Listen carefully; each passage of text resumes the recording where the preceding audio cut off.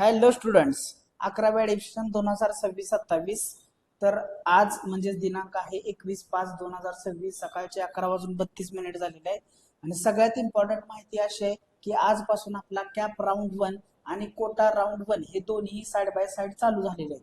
त्यामुळे ज्या विद्यार्थ्यांनी अजूनही रजिस्ट्रेशन केलं नसेल तर ते विद्यार्थी बघू शकतात आपल्या वेबसाईटवरती. जेव्हा आपण व्हिजिट करतोय तेव्हा स्टुडंट रजिस्ट्रेशन नावाचा नव्यानं ऑप्शन चालू झालेला आहे. तर विद्यार्थी याला क्लिक करून नव्यानं रजिस्ट्रेशन करू शकतात.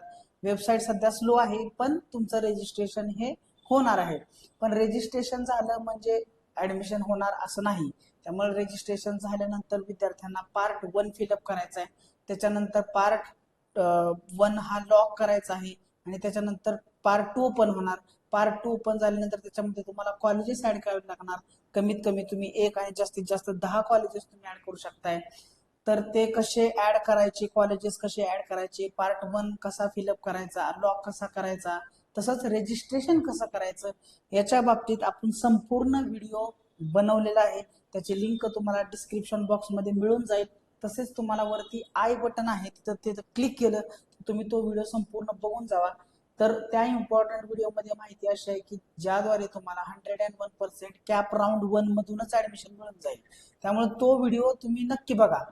तर तसेच अजून एक गोष्ट महत्वाची म्हणजे आपलं जे कॅप राऊंड 1चं ऍडमिशन शेड्यूल आहे ते तुम्हाला आपण कालही डिस्कस केलेलं आहे. तर आज म्हणजेच 21 मे 2026 तसेच 22 मे 2026 आज सकाळी 8 वाजल्यापासून उद्या संध्याकाळी 6 वाजेपर्यंत पूर्णपणे तुम्ही ह्या सगळ्या प्रोसेसेस करू शकतात. तर काय काय विद्यार्थ्यांच्या ज्या काही कॉमेंट्स होत्या म्हणजे ज्या काही विद्यार्थ्यांचे प्रश्न होते जे की सगळ्या विद्यार्थ्यांसाठी कॉमन आहेत ते विद्यार्थ्यांसाठी मी थोडेसे प्रश्न घेऊन आलो होतो. तर त्यांच्या जे काय अडचणी आहेत आपण पहिल्यांदा थोडंसं डिस्कस करूया. तर बघा, हाऊ टू चेक वॅकन्सी. तर विद्यार्थी मित्रांनो हा पहिला ऑप्शन होता. तर बघा वॅकन्सी कशी चेक करायची मी तुम्हाला सांगतो. तर सर्च कॉलेजेस वरती क्लिक करा. त्याच्यानंतर तुम्हाला तुमचं मीडियम आहे ते सिलेक्ट करायचं आहे. ओके, स्ट्रीम झाल्यानंतर आपल्याला मीडियम सिलेक्ट करायचा आहे. त्याच्यानंतर आपल्याला कुठल्या प्रकारचं कॉलेजेस बघायचे, कुठल्या कॉलेज आहे ते प्रकारचं एडेड प्रकारचे कॉलेज आपण बघूया. को एज्युकेशन, रिजन सिलेक्ट करूया, डिस्ट्रिक्ट, त्याच्यानंतर आपला तालुका. अशा प्रकारे सिलेक्ट केला तर तुम्हाला एक थोडा वेळ थांबायचा आहे. तर तुम्हाला इथं नव्याने एक ऑप्शन इथं अवेलेबल होतील. तर बघा प्रत्येक कॉलेजच्या पुढं त्याची वॅकन्सी दिसेल तुम्हाला. तर तो बघा इथं रेग्युलर राऊंड 1 साठी तुम्हाला किती वॅकन्सी शिल्लक आहेत. तर ह्या कॅप साठी टोटल 114 म्हणजे 114 जागा शिल्लक आहे. तसेच मॅनेजमेंट साठी 6 कॉलेज 6 वॅकन्सी शिल्लक आहेत. हे तुम्ही अशा प्रकारे चेक करू शकता. तुम्ही कुठलाही रिजन जो आहे तुमचा डिस्ट्रिक्ट, तालुका, रिजन हे सगळं सिलेक्ट करून त्या प्रकारे तुमची त्या त्या एरियामधले प्रत्येक कॉलेजमध्ये किती वॅकन्सी शिल्लक आहे हे तुम्ही इझिली बघू शकताय फॉर राऊंड 1. ठीक आहे. आता पुढचा प्रश्न बघूया. सर 10th मार्कशीट नाही तो क्या करे सर, म्हणजे 10th मार्कशीट नाही. तर मी तुम्हाला ऑलरेडी सांगितलं होतं जेव्हा आपण रजिस्ट्रेशन करत असतो, रजिस्ट्रेशन करत असताना आपल्याला डॉक्युमेंट्स अपलोड करायचे असतात. तर जेव्हा आपण डॉक्युमेंट अपलोड करायचे असतात तिथं 10वीचं मार्कशीट जे आहे तुम्ही ऑनलाईन जी प्रिंट आहे तुमची ती अपलोड करा. तुमच्याकडे जर सध्या LC अवेलेबल नसेल, स्कूल लिव्हिंग सर्टिफिकेट शाळा सोडल्याचा दाखला अवेलेबल नसेल तर तिथं तुम्ही हमीपत्र डाउनलोड करायचं आहे. हमीपत्र डाउनलोड करून ते फिलअप करायचं आणि अपलोड करायचं. त्याच्या बाबतीतून आपण एक व्हिडिओ बनवलेला, त्याची लिंक तुम्हाला डिस्क्रिप्शन बॉक्समध्ये आणि वरती आय बटन मध्ये मिळून जाईल. तर तो पण व्हिडिओ बघा. हमीपत्र कसं भरायचं आणि ते अपलोड कसं करायचं हे पण मी त्या व्हिडिओमध्ये पूर्णपणे सांगितलेलं आहे. तर हमीपत्र तुम्हाला द्यावं लागणार आहे जेणेकरून तुम्हाला थोड्या दिवसानंतर ऍडमिशन झाल्यानंतर तुमचं एक 15-20 दिवसाच्या आत तुम्हाला ते डॉक्युमेंट सबमिट करायचे. तर हे फक्त LC साठीच नाही, नॉन क्रिमिलियर तुमचं कास्ट सर्टिफिकेट असू द्या, नॉन क्रिमिलियर, तसंच तुमचं जे काही समजा एखाद्या वेळेस उत्पन्नाचा दाखला मागितला ते नसेल तुमच्याकडे, स्कूल लिव्हिंग सर्टिफिकेट नसेल, जे काही इम्पॉर्टंट डॉक्युमेंट्स आहेत जे तुम्ही क्लेम करत असता तर ते डॉक्युमेंट जर अवेलेबल नसतील सध्या तर त्याच्या रिसिट अपलोड करा देतं.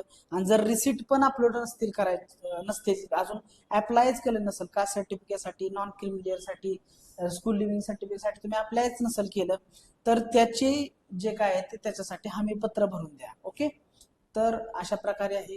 त्याच्यानंतर पुढचे प्रश्न बघूया काही. सर मी फक्त रजिस्ट्रेशन करून ठेवलो, पासवर्ड आणि ID आल्या मग त्या पुढं डायरेक्ट 21 मेला कॅप राऊंड 1चं आहे ना. तर बरोबर आहे तुमचं. रजिस्ट्रेशन करून ठेवलं होतं, पार्ट 1 लॉक नव्हता केला तरी पण तुम्ही आता रजिस्ट्रेशन जे काही केलेलं असेल तर पार्ट 1 लॉक करून घ्या. पार्ट 2 ओपन होईल, त्याच्यामध्ये कॉलेजेस ऍड करा आणि कॉलेजेस ऍड केल्यानंतर तुम्हाला पार्ट 2 लॉक करायचा आहे. आणि तुम्हाला शेवटी इथं जेव्हा तुम्ही होमवरती जाता तर होमवरती जेव्हा लॉग इन करता तर ती तुम्हाला लॉकड दिसायला पाहिजे, कम्प्लिटेड आणि लॉकड असं दिसायला पाहिजे, तेव्हा तो फिलअप झाला असं आपण म्हणू शकतोय.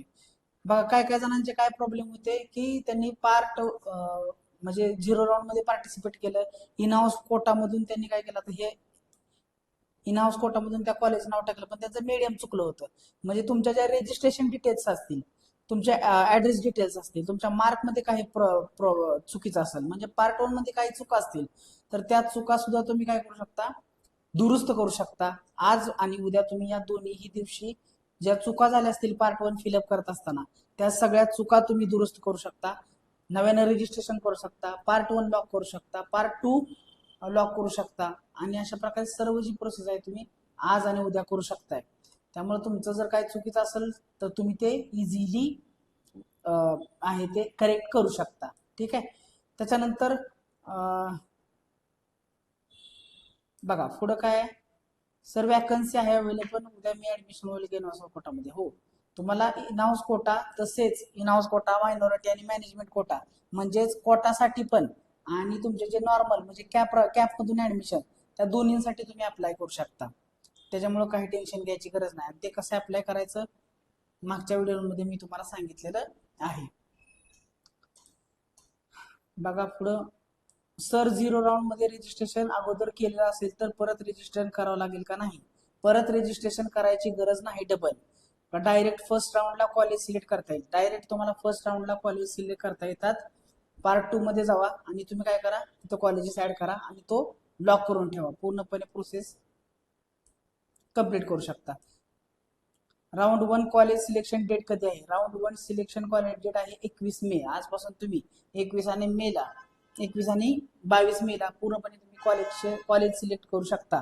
कॉलेज ऍड करायचा ऑप्शन कधी येणार? 21 मे आणि 22 मे सांगितलं. सर रजिस्ट्रेशन केले होते पण लॉक केले नाही, उद्या केलं तर चालेल का 21ला? हो हो, 21ला लॉक केलं तर चालेल. रजिस्ट्रेशन केलं असेल, लॉक नव्हतं केलं, आज परत लॉक करा, त्याच्यानंतर पार्ट 2 फिलअप करा परत तो पण लॉक करा.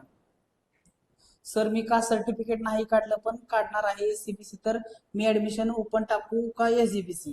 तुमचं जे काही ओपन मध्ये असाल आणि तुम्हाला ईडब्ल्यूएस आहे, तुमचं एससीबीसी आहे, तर तुम्ही जे काही तुमचं जे काही एससीबीसी मधूनच टाकून द्या, ईडब्ल्यूएस मधूनच टाकून द्या, कारण त्याचा फायदा तुम्हाला फ्युचरमध्ये होणार आहे, हे लक्षात घ्या. त्यामुळे तुम्हाला फी कमी लागणार आहे.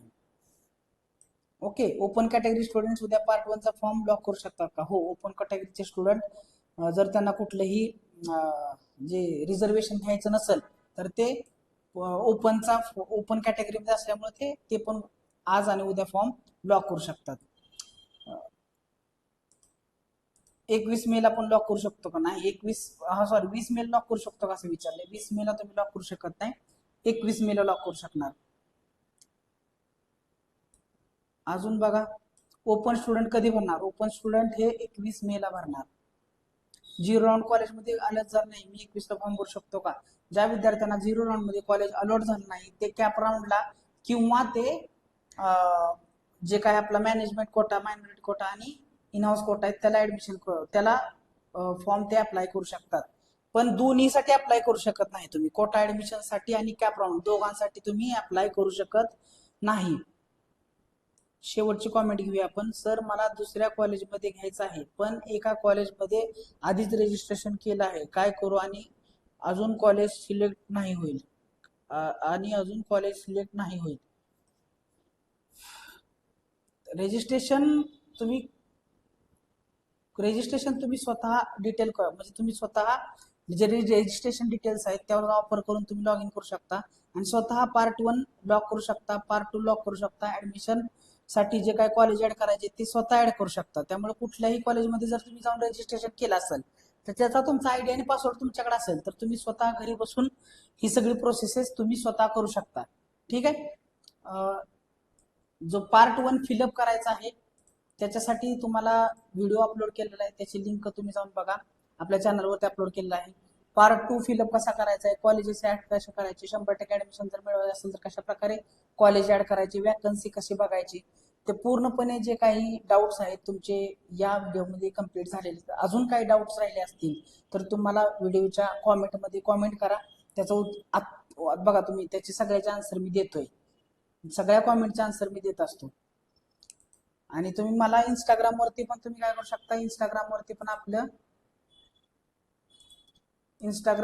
पण तुम्ही आपल्याला काय करू शकता, जाऊन बघू शकता. आपलं पेज आहे तिथे जाऊन तुम्ही काय करू शकता, आपल्याला फॉलो करा.